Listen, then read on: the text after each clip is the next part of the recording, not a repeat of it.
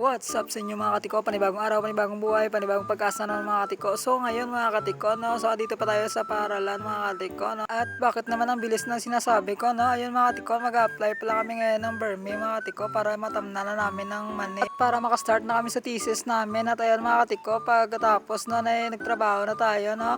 At ayun, paggabi mga katiko, pumunta tayo dito kasi nga maskara mga katiko. So gumala-gala tayo dito, no? Dito tayo ngayon sa Bacolod, na Happy Maskara Bacolod City mga katiko. No? Ayan, no? So ayun dito yung ice creaman ng tropa, no?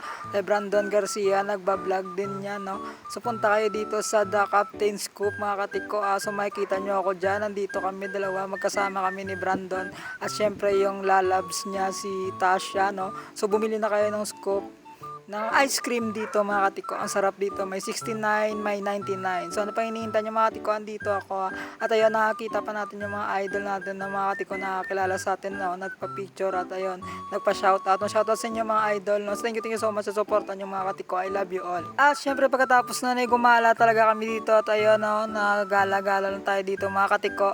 Ayan, so masaya pala dito sa Maskara mga katiko. At ayun, kasama ko pala sila Mami Cho at Pop Sherban, no? So ayun, let's go. Thank you so much sa inyo mga tiko. I'll see you soon. Love you.